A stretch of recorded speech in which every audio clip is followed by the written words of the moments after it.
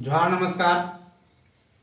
पिछले क्लास में हम लोग झारखंड के आदिम जनजाति के बारे में देखे थे, यानी कि झारखंड की जो जनजाति था वो लगभग हम लोग कंप्लीट कर लिए थे। ठीक है, झारखंड की जनजाति के बारे में। अब कुछ लोगों के बारे में बताया भी थे कि आप उसको बुक से ज़्यादा इंपॉर्टेंट नहीं है, खुद से रीड कर लीजिए, बाकी जितना ज़रूरत था हम लिखवा दिए थे। एक बार हम आप लोगों के सामने 3300 जनजाति का नाम लिख नहीं रहे, बोल रहे हैं। जिसको सुनना होगा, लिखना होगा, आप सुन के लिख लीजिएगा।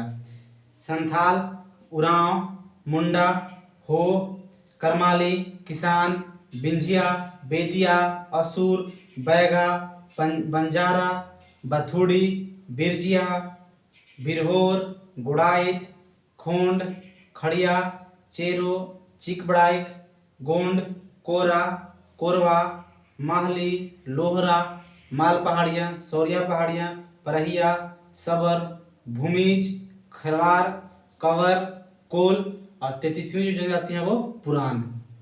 ये हमारे यहाँ झारखंड में 33 जनजाति पाए जाते हैं।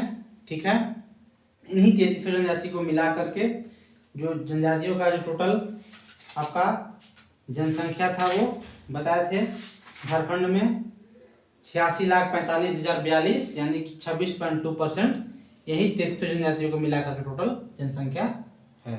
ठीक है, अब आज हम लोग देखेंगे सदान के बारे में। झारखंड के सदान किसको कहते हैं? तो झारखंड के गैर जनजाति, जो जनजाति नहीं है, जो आदिवासी नहीं है, मूल निवासी हैं, मैंने झारखंड के मूल निवासी हैं, झारखंड के ही रहने वाले हैं, मूल बाहर से आके भी नहीं रहे हैं कहीं, और वो आदिवासी नहीं है, जनजाति नहीं है, गैर जनजाति हैं, उनको सदान कहते हैं, उनको सदान कहते हैं।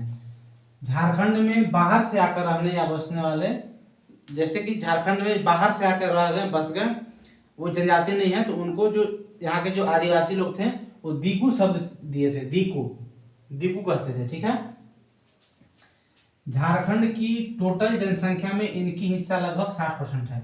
यानी आप ये दोनों लाइन को समझ गए होंगे कि जो जनजाति नहीं है और झारखंड के मूल निवासी हैं उनको सदान कहते हैं। जो जनजाति नहीं है लेकिन बाहर से आके झारखंड में बसे हैं उनको दीकू कहते थे, इन लोग आदिवासी लोग। ठीक है, कहके मतलब पुकारे थे। झारखंड की टोटल जनसंख्या में इनकी हिस्सा लगभग 60%, यानी 60% लगभग सदान है, जो गैर जनजाति मतलब 60% है। इनकी भाषा को सदानी या सादरी भाषा कहा जाता है, सदानी भाषा में रखा जाता है। सदानी भाषा किसका आता है? इंडो आर्यन का भाग का ये भाषा परिवार का ये भाग है। इसमें कौन कौन से भाषा आते हैं? खोरठा, नागपुरी, पंचपरगनिया, कुरमाली और हिंदी, भोजपुरी आदि जो भी है सब इन्हीं में आ जाएंगे। यानी जो गैर जनजातीय जो भाषा का प्रयोग करते हैं उस भाषा को सदानी भाषा कहा जाता है। ठीक है, इनके मुख्य पेशा कृषि है, कृषि व्यवसाय। धार्मिक दृष्टिकोण से हिंदुओं को सदान कहा जाता है, जो हिंदू धर्म वाले लोग हैं धार्मिक दृष्टिकोण से उनको सदान कहा जाता है। और प्रजातीय दृष्टिकोण से सदान को आर्य कहा जाता है, प्रजातीय दृष्टिकोण से सदान को आर्य कहा जाता है। ठीक है, अब आगे देखिए कि जातिगत दृष्टि से सदान को दो भागों में बांटा गया है। जातिगत दृष्टि से आप थोड़ा सा और डिटेल में आप समझ जाइएगा कि सदान किसको किसको कहा जाता है। जब कास्ट का जाति का नाम लिखेंगे बताएंगे तो आप समझ जाइएगा कि सदान में कौन कौन से लोग आते हैं।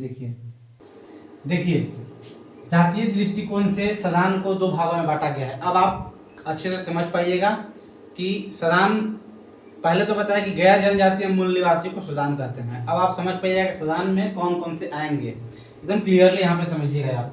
जातीय दृष्टिकोण से सदानों को दो भागों में बांटा गया है। पहले भाग में वैसे जाति के सदान जो झारखंड के तो मूल निवासी हैं ही, लेकिन उस जाति के लोग झारखंड के बाहर भी दूसरे राज्यों में पाए जाते हैं। और दूसरे भाग में जो सदान है वो झारखंड में ही सिर्फ पाए जाते हैं। वो गैर जनजाति भी में जनजाति नहीं है, आदिवासी नहीं है, लेकिन वो झारखंड के बाहर कहीं और नहीं मिलते हैं, झारखंड में सिर्फ वो पाए जाते हैं वो जाति के लोग। ठीक है, इस तरीके से दो भागों में बांटा गया है।